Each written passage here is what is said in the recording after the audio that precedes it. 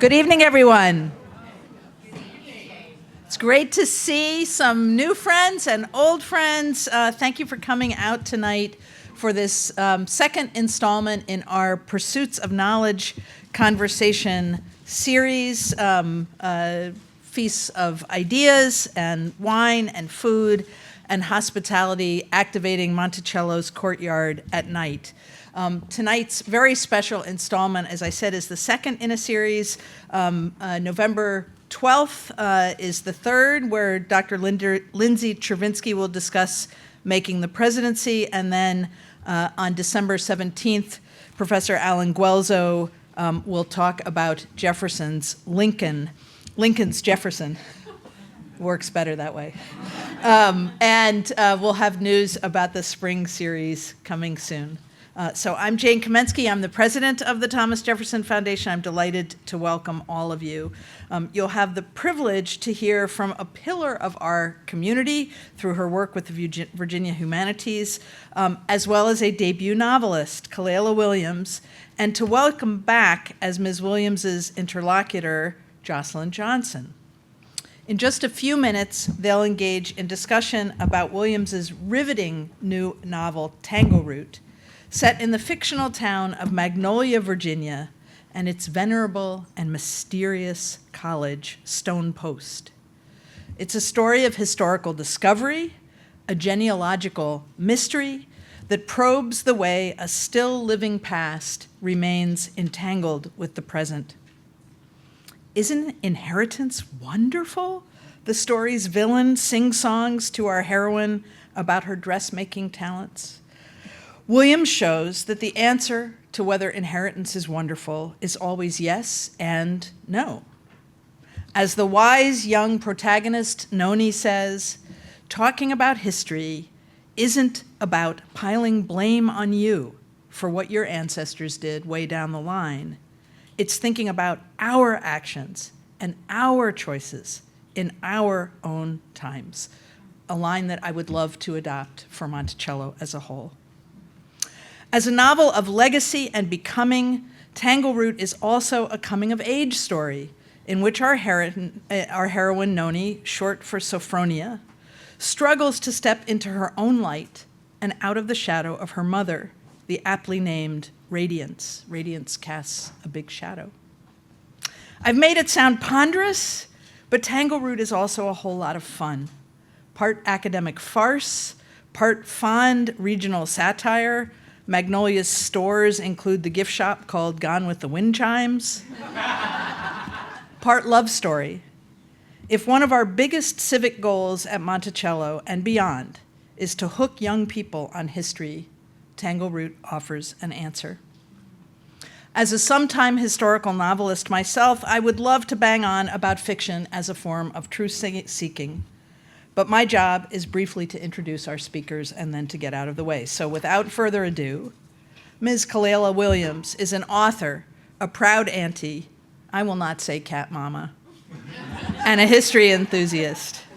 She is director of Virginia Humanities' Virginia Center for the Book, which produces the annual Virginia Festival of the Book.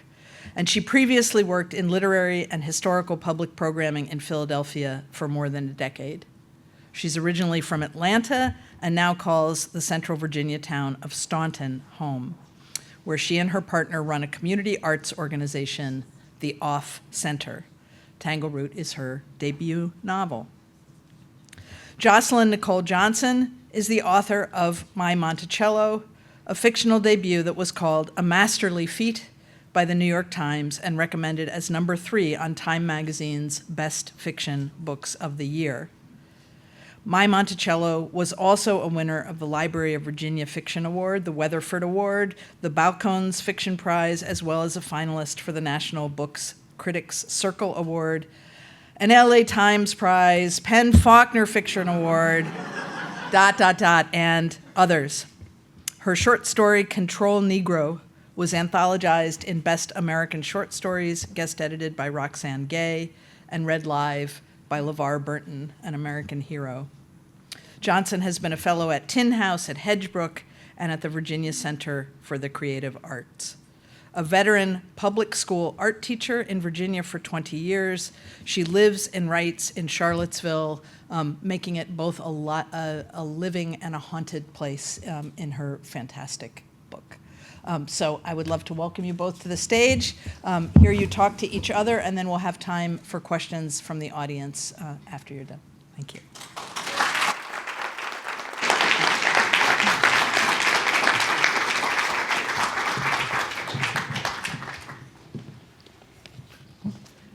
What a great room full of people. How exciting. Thank you all for coming out. So I think we decided that Kalela's going to read just a little bit from the book, this beautiful book that if you haven't checked it out yet, you should definitely check it out or share it with a young person that you know. It's so gorgeous. But anyway, do you want to start with the reading? Yeah, I also just want to start with a thank you too. It is so wonderful to be here with Jocelyn Nicole Johnson. I'm just humbled, honored, a little starstruck, and to be here at Monticello, which is part of the process, which was part of the process as I wrote this book. So as I researched this book, so it's really meaningful to be here. And Jane, thank you so much for that wonderful introduction. And again, just delighted to be here. So I'm going to read a section, I'm going to read a short part of the book. Jane gave you a great synopsis. We have a young woman who is living in the house that her enslaved ancestor built. She is not too happy about it. Her mother, who's the president of a college and who is perfect in every way, is a little more enamored. And so we have Noni meeting the house. And that's where I'm going to start reading. She handed me a set of keys attached to a glittering S keychain, not even an N for the nickname I'd been called pretty much my entire life. An S for the given name I'd always rejected because it was the worst ever. I wanted to toss the keys into a hedge. Instead, I followed her into a hallway so large it could have been a hangar for a small plane. I looked up at the crystal chandelier suspended above us as Mom, like a real estate agent, immediately began pointing out various features. The parquet flooring is original to the house. So is the carved walnut trim. Don't you love the Palladian windows? Uh-huh. I followed her as she showed me the piano room, which housed her vintage chute and butler, a library with floor-to-ceiling bookcases built into the walls, and a formal dining room. From the outside, the house looked modestly sized, but it was a deception. Our place in Wellesley was all high ceilings and millions of windows. This house offered genuine space. "Where's my bedroom?" I asked as we stood inside one of the guest rooms. It had a pencil post bed with a gauzy canopy. The wallpaper was dappled with tiny clusters of green leaves. A prissy 10-year-old girl would kill for this room. There was even a wooden chair with some kind of doll sitting on it. Mom adjusted the lace curtains. "Isn't the view gorgeous?" Outside, a backyard sloped down into a steep hill. A creek shimmered near the wood's edge. "Yeah, whoever visits will love it." Not that anyone would drive out to our no man's land. "What's this?" I picked up what was on the chair, a faceless figure made of brown cloth with braided black yarn for hair. Stubby arms poked from a faded bluish-greenish dress. "I saw her at an antique shop in Daventry," Mom said. "I felt like she just belonged here." "This?" Holding it up, I realized there was another side to it. I flipped the skirt over and another faceless doll half greeted me, an ivory-clothed one with yellow yarn hair and a pink dress. It was weird and baffling. "Mom, what is this?" "She's called a topsy-turvy doll. They were popular in the 19th century, and it's likely that black and white girls played with them." I turned the doll upside down again, revealing the black doll. There's no face. I thought of my mother's old Raggedy Anns with their glassy eyes and painted-on smiles. Many enslaved women were never taught to embroider. "You think an enslaved woman made this Freaky Friday craziness?" I flipped the skirt over to reveal the white doll again. "Look carefully." And then I saw. The black girl half of the doll was worn with frayed hair and dingy cloth. The white side was nearly pristine. It was as if one side had been loved more, played with more. "I felt like she belonged here," my mother said. "I wanted you to have her. Her." I knew she meant the black side. Then something occurred to me. "Wait, is this supposed to be my room?" "Of course it is." "Then where's my stuff?" I plunked down the doll. Your belongings are all in storage. You can bring them with you to be you. Look, I want to show you something. She opened the closet. All I noticed was how tiny it was, how inconsequential, but Mom regarded the inside of the paneled door. At first, I thought there were paper dolls glued there, but then I realized they were drawings of white women in big, old-fashioned dresses, bedecked with huge bows and flowers. Gowns with enough fabric to tent a village, gowns wide enough to double as parachutes. The color was faded and the papers peeled at the ends, including the printed descriptions someone had pasted to the corners of each sheet. Latest style of walking dress, I read aloud. Rich gray silk, double skirt, postilion jacket, sleeve gathered into a cap of velvet tartan and cuff of the same. What the hell is a walking dress? Mom, what are these? Fashion plates, pictures from 19th century fashion magazines. Godey Ladies' Book, Peterson's The Vogue of their day.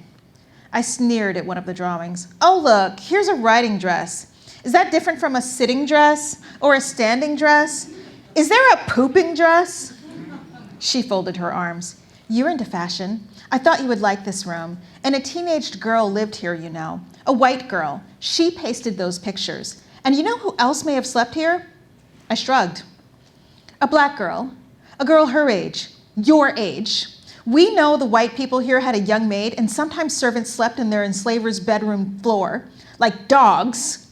Mom shut the closet door hard, as if something evil were inside.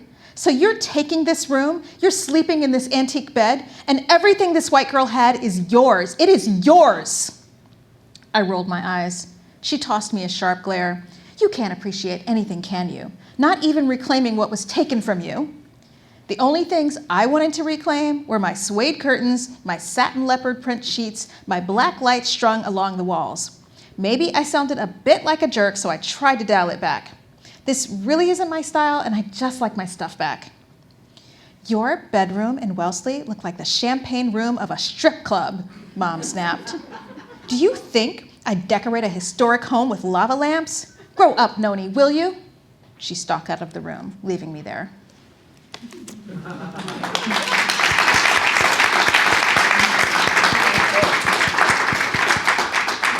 I always love hearing in the author's voice, like I remember reading that. And one of the pleasures of this novel is just the objects, like that doll and that room. I see it all again.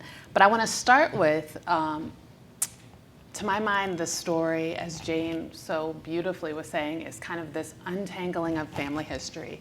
You have Noni trying to figure out the mystery of kind of her family history, a history complicated by racism, enslavement, trauma, and finding some space on the other side of that. So what I was curious about is how and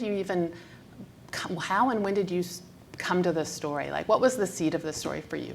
Yeah, thank you for asking. The seed of the story was actually, when I was 13 years old, I was in 4-H. And my 4-H camp in Georgia, Rock Eagle 4-H camp, go Rock Eagle, was old habits. It was on an old plantation, and I didn't know this until one day there was an opportunity for some of the kids to go visit a cemetery for enslaved people. And I was into cemeteries, so I was like, yeah, I'm gonna go. And I expected something like what was in the cemetery that I grew up knowing in Summerville, South Carolina, which is, gravestones and, people's names and dates, et cetera, et cetera. And instead, we're walking through the woods and more woods and more woods, and finally we encounter more woods. And the historian says, it's here. And I'm looking around, and all I can see are just trees and ground and maybe some rocks here and there on the ground.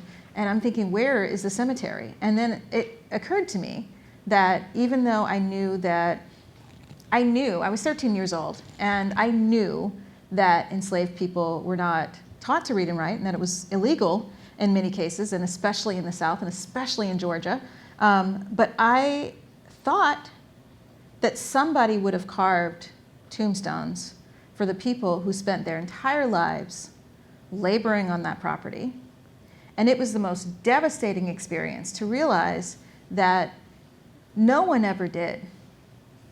And so everyone marked, graves were marked with stones that were just found nearby, pilings of stones, and that was it. And so I had no names, I had no dates, and I decided that I knew I wanted to be a writer, and I decided that what I wanted to write was stories that put names and dates and histories to these people. And even if those stories were fictional, I would base them on the truth.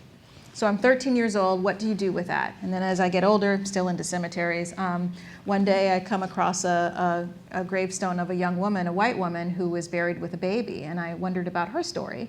And these things started to coalesce. This is back in, I was probably right out of college at that time, which, oh God, I'm going to disclose when I was right out of college. It was like 2003, 2004. And I didn't know what to do with that, except, I started writing. And I wrote a story about a white young woman who finds the grave of a white woman who died many years ago, because I'm like, who's going to publish a story with black characters, a story like this? Like, who's going to do that? Nobody. So let me just write about white folks. And then as it went further along, and it morphed into a mother-daughter story. And that was back in 2000. I finished a draft, I think 2009, 2010, something like that. It was 2010. And then right around 2011, I pitched it, tried to get it published, tried to find an agent, had no luck. And it was devastating. It was really difficult. I lost my mom around that time. It was just a terrible, terrible, terrible time. And so I put it away. Fast forward to moving to Philadelphia, moving out of Virginia to Philadelphia. And my partner, Davey, who's in the room somewhere, we went to Richmond one day, and we were visiting we went to Shirley Plantation, and I'm thinking about this, and I'm thinking about this story. And I decided to return to it, and so I got a writing residency at Tin House, which was a big boost to my confidence to do that. And I thought, because I used this as my sample, and I thought, okay. And so here we are. That's kind of the long story of how this came to be. I love it. I don't know if there's any writers out there, but it's always a longer story than you think. Not always, but almost always. So I love hearing that. Yeah, these things sit with us. And as you all heard from that great excerpt that you read, there's a main relationship in this book, which is between mother and daughter. We've got Noni, this 17-year-old when the story starts, who's accomplished seamstress. She wants to go to school in Boston. And then we have her mom, Radiance Castine, who is a black historian or a scholar of black literature. And I was just curious if you could talk more about those two characters and the tension that you can feel, obviously, in that first scene, and just anything about their relationship that you want to share. Yeah, thank you. At its core, Tangleroot is a mother-daughter story. It is a fictional story. I was very close to my mom, but my main character is she's turning 18. She turns 18 earlier in the book, and she wants to be an adult. Of course, she's 18. She's an adult, right? But she's realizing that. Oh, there you are. She's realizing she's not. She's not quite an adult. It doesn't quite work that way. And her mother is a college president and understands young people very well. She's been a dean before this. Now she's a college president. But what her mother doesn't understand, what her mother struggles to understand, as much of a great president as she is, and as much as a great dean that she was, she struggles with her own kid. It's always your own kid, I guess. I don't have kids, but I would imagine. It's always, it's like everybody else, it's great. I can deal with everybody else, but my daughter, my God. And so Noni is a bit of she doesn't really care about school. She does whatever. She's not much of her mother has 2 PhDs and is alarmingly perfect. Her mother is just like classically beautiful and just radiates. I mean, her name is Radiance, and she radiates the accomplishment. And that doesn't leave a whole lot of room for her kid. So yeah, at its core, this is a story of two women who come together, and the pivot of how they come together is through a shared history, not just their ancestry, but through an inherited history. Because when Jane asked this question of is an inheritance marvelous that was pulled from the book, there is a double-edged sword to that. And that ultimately is what can forge a relationship between the two. So the town, right? So we have, this book is also a portrait of this small, imagined Virginia town, this rural space, its people, the history of it, which I love when someone can write community. So I was curious what you found interesting and or difficult about bringing a whole community to life on the page.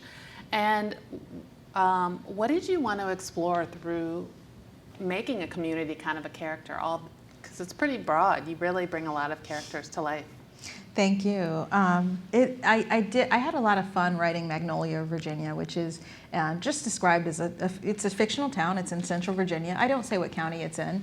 And as I was creating this town, I really I pulled from a lot of different places. I had a job working with a nonprofit years ago, and this is back when I found the cemetery of the woman buried with a baby, where I would drive around everywhere. No gas mileage. They didn't pay for gas mileage. It was not cool.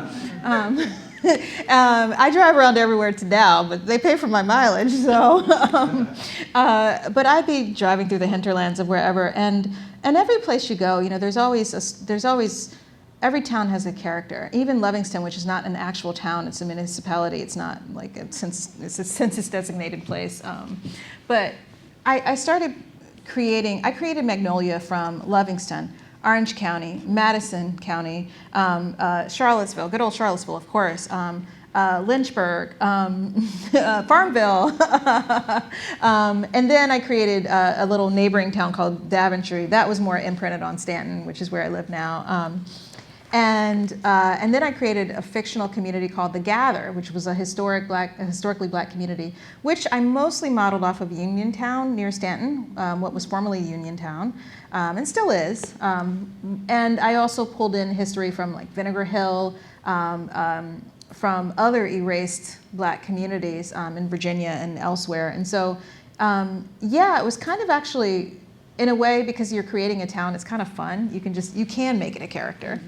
And you can make it stand as its own character in this story.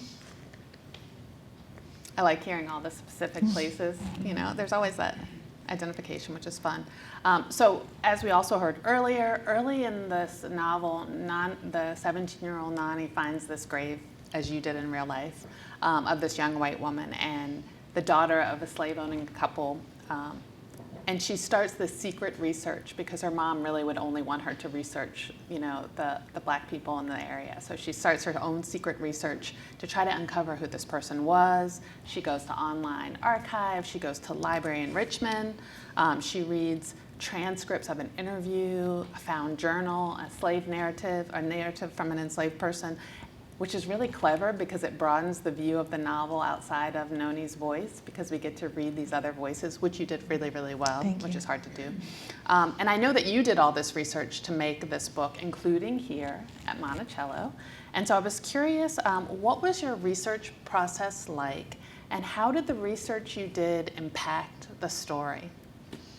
So research was a huge part of this book being what it is, being a book at all. I wanted to write history, but I wanted it, and of course we're dealing with a fictional town, fictional people, and fictional things, but I wanted them to be grounded in truth. Because remember, at the end of the day, I'm trying to come back to that cemetery that I saw in those lonely Georgia woods, and I'm trying to create something to overlay that, right? And so regardless of different place, et cetera, et cetera.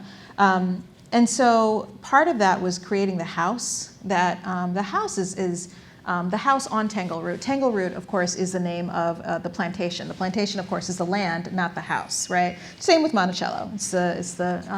And so part of that was just even learning that I didn't know. And so I read a lot of. First, I bought a lot of historic house books, and I checked them out from the library. So I had these big, ponderous, those coffee table books that you put on your, David Gleason, and I forget some of the other photographers who created these books, but. And visiting historic sites was really important. Monticello was a big resource especially when I was doing my initial research, because it was interesting seeing Monticello evolve in a way, seeing the interpretation of Monticello evolve. I had lived in Charlottesville for a while. I lived in Charlottesville while when the DNA testing shed more light on contentions as historians had raised. And when Monticello adopted its stance to say, at the time it was, we have evidence that Thomas Jefferson was the father of at least 4 of Sally Hemings' children. And, based on DNA, based on scientific and historical evidence, et cetera, et cetera. And so seeing this interplay in real life, in real time, of history being interpreted differently was part of the spine of this. Seeing these questions of family and how that works when you have enslaved ancestors and white ancestors and prominent families that maybe aren't related to the enslaved, like the Grangers in this case, but that are, or to the enslavers, but that are very relied upon families, right? And so sort of, because we have that family structure here among the enslaved community at Tangleroot, we see that play out. And also, there were logistical things like Palladian windows, parquet flooring. There were certainly some things. I wanted this family, the family that built Tangleroot. Tangleroot was built in, I think it was 1838, but the property was first kind of taken over in 1838. But or the house was built in 1838, and the property dated back to 1822, belonging to the white enslavers family. But I wanted them to, it doesn't say this, but I wanted them to have parquet flooring and Palladian windows because they admired Thomas Jefferson. Mm-hmm. Book doesn't say this, but in my head, I got to know about this family. And so there was that. It was also, reading a lot of primary sources, reading a lot of credible online databases, going to the Library of Virginia, and taking the same steps that my character has to take as she tries to find out more. There's a section of this that takes place in Philadelphia, so I was living there and working with the Historical Society of Pennsylvania. So there's a lot there. And I think another author said this, but when you look at primary sources, for the most part, there are exceptions, like Frederick Douglass's papers from the last part of his life. There are definitely exceptions, let me tell you. But these are not things that are locked up under, these are publicly accessible archives. And so what I tell students, and young people, is that you don't need to go tiptoeing and breaking anybody's window and crawling under and prying up floorboards looking for papers. They're right there in libraries and in resources. And you can go to Thomas Jefferson, the Foundation's website, and look at resources about what we know of how enslaved people lived based on the evidence that we have. And so, and you can go to Mount Vernon, and you can go to other historic sites and other repositories and other places and look for all of these things. So yeah, a lot of research. It was a joy, sometimes a frustration. Y'all know how it is. Some of you who are historians, the highs and lows. Yeah. This is totally a random follow-up, but did you, I think now there's so many things that are scanned that you can go look at online, but did you have the experience of going and looking at documents in person, and was that different? Yeah, I definitely looked at documents in person. There is something very special about touching papers, and there's something very kinetic about it. I did do a lot of online research, of course, but if I could, especially I remember flipping through some papers at the Historical Society of Pennsylvania, and I'm looking and I'm like, oh my God, is that Ben Franklin's signature? Yeah, it was a Pennsylvania Abolitionist Society, and he was like the president for a couple of years. I'm like, wow, it's just sitting right there. So this book really does consider the weight of racism in the past and in the present. We know that it deals with enslaved people and this slave-owning family, but also these kind of more grievous harms that Noni is figuring out that have happened in her family, and then also microaggressions. I really want a different word for microaggressions. Mm-hmm. It doesn't feel like I want it to feel. Not only does Noni kind of bristle and kind of ache when people treat her really insensitively around race, but she also kind of commits her own transgression with a really friendly white coworker who she kind of belittles for her rural upbringing and for what she values in that community. So I was just curious if you could talk a little bit about these aspects of race and transgression in the novel, because it really does weave throughout the whole novel. So I think you all probably heard from my reading that Noni is not exactly, I sounded a little bit like a jerk. So, she's okay. She's got snarkiness, like she is snarky. I was trying to think of something that rhymed, but I couldn't. But she's got her snarkiness down pat. But she also, we can't have perfect characters, right? That's just not interesting. So I'm like, yeah, she's gonna be snarky and sassy, yeah. But I wanted Noni to be like me as a teenager and those. I wasn't snarky. I was actually very much of a people pleaser. But I wanted her to struggle with preconceived notions of people. Because I had that when I was a kid. I'm in 4-H and I'm like, oh my God, why am I in? I mean, I like being in 4-H actually, but I meet kids from all over Georgia. I lived in Atlanta, and I'm meeting kids from all over Georgia, and they're meeting me. And there's a lot that we had to navigate, and not always successfully. We are teenagers after all. And I wanted to take that back to Noni. And what really helped was I met Davey, and I started going to meet his family. And Davey is the son of pig farmers. His family lives in Indiana, and they raise hogs as well as cattle. And he grew up, showing sheep and showing pigs and showing cows and doing all that. And I've learned a lot about farm culture in that area of Indiana, and that, they talk about AI, and they're talking about artificial insemination. They ain't talking about, so like,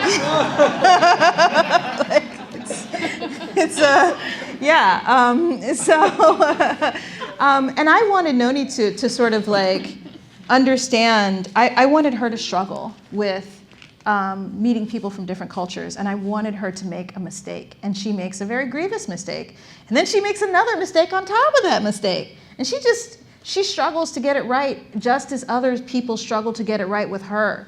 And so she's got to understand, and whether those divides come across culture or ways of being brought up, or ways of being raised, or socioeconomic status. I remember being in college and somebody just blithely asked me, "Where does your family vacation?" And I'm like, "Vacation? Who does that? People on TV go and like, what are you talking about?" And it wasn't a bad question. It's just something that was totally unfamiliar to me. I'm like, families go on vacation? Rich people do that. This is just. And so I wanted these divides to be here, and that was important because not just the development of her as an interesting character, but also because in that way I think that was my way of relating to, that was my way of relating to Noni. Can I do a really quick time check? How are we doing? I forgot to. We've got about 10 minutes. Okay, so I want to make sure you all have a little bit of time for questions. Let's open it up. We only have 10 minutes left because I think we really want to hear that. Hear from you all. I know you have questions. It's always good to hear your questions. Think about what you might want to ask. Yeah. I don't know how they're doing questions. You're just standing up and shouting. Okay, stand up and shout your question. This was so fascinating, especially hearing about all your research. I just wondered, thinking more about the book as a literary work, who are your kind of literary inspirations? Yeah, I mean, I guess like a lot of Black women, I'm going to say Toni Morrison because, and especially her advice, write the book that you want to read. When I was a kid, when I was in high school, I was like obsessed with I went through an obsession with the book Jubilee by Margaret Walker, who was also a poet. And she wrote a story about an enslaved woman named Virey. I read Roots, of course, when I was in high school in the 90s, of course. And so, these are the sorts of books that are, I guess, foundational for me. And then I would say now, I mean, I remember, reading Maya Monticello and seeing authors who are writing books that speak to a range of experiences has just been really wonderful for me. I think specifically with Tangleroot, what gave me the courage to try it again after I didn't get an agent was The Hate You Give, actually. Very different book, but it was a YA book, and it was a commercial success, and that was sort of like, there's your permission right there. So that was super important. I could go into a long list of nonfiction. I could get into like the boring nonfiction books and all the things, but I won't. Yeah. Super quick side note, I love how the book is a portrait of everything that you know. So you were noting that like the pig, I'm reading about the pig farmer in here and I have no idea, but it has this really specific reason for being there, which is that you know something about it. Because you know someone who's connected to it. Anyway, questions? Yes. I have a very shallow question. I'm assuming from the cover that you're the cover model. Is that correct? You're not the first person to assume that, actually, but I'm not. The artist of this is someone named Neptune, and this went through a whole lot of iterations. It was a whole process, and they'd be like, "Here's some different cover designs. Which one do you like?" And I'd be like, "Number 6," and they'd be like, "Okay, we're going to choose from 1, 2, and 3." And these are all like vague sketches, and so ultimately, like they chose this vague sketch of a girl's face, and I'm like, okay. That doesn't seem interesting. But then they actually do the rendering, and you're like, oh my God. And then it felt like having a daughter. I don't have, I mentioned I don't have kids, but I have her. And I was not this stylish as a teenager, but yeah, it was kind of like, oh. She could be your daughter. I'll take it, yeah. Andrew. Kalela, thank you so much. Can you talk about how students and young people have received the novel and what their feedback has been, your engagement with them? I just love that perspective.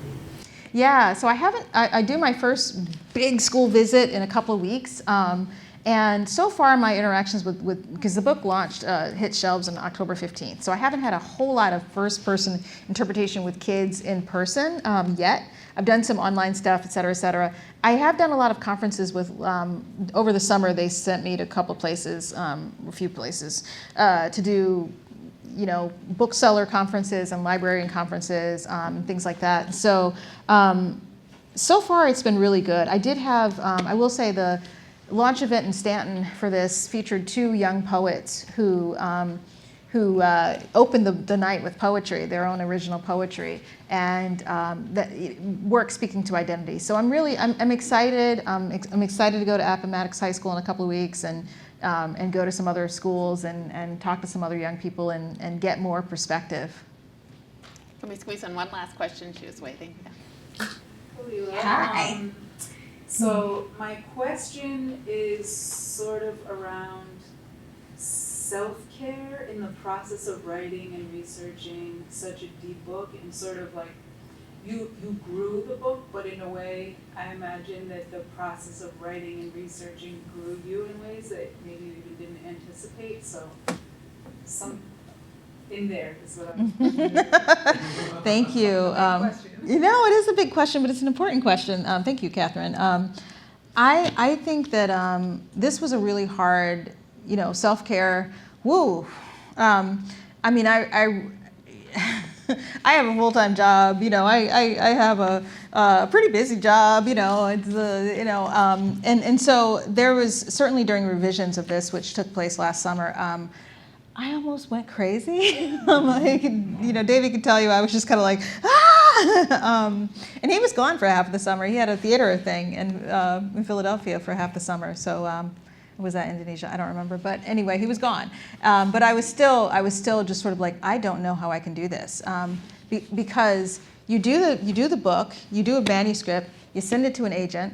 The agent's like, great, and you're like, oh my God, my life is, oh yes, this is what and then you make a few changes with the agent. Then you get an editor, and you get a publisher, and you're like, oh my God, I signed a contract. I'm a real writer, and yes, and the editor's going to send this back with a couple of copy edits, and off we go. And instead, she sent it back with like, oh my Lord, it was like, did you even buy this book? You want so many changes. And I disagreed with many of them, and I think I disagreed with many of them because I felt like, no, this is done, baked, done. And especially because I'm busy at work, I'm tired, and even though it was the summer, it was still just, and that's the quietest season for my job, it was still really hard. But I think that the nature of this, the moral of this is hunkering down and understanding where somebody else is coming from, because I hate to say it, but she was right. That whole ending did need to be changed. I did need to rewrite the ending. And this is after major rewrites, because back in 2011 when I pitched this and I came back to it, major rewrites, major rewrites, research, all the things. I was so researched out and so written out, oof. But it was digging deep. It was digging grave digger deep and coming up with, okay, I'm doing this thing that I did not think I could do. And so I think that was a transformative aspect of this. Thank you, everybody.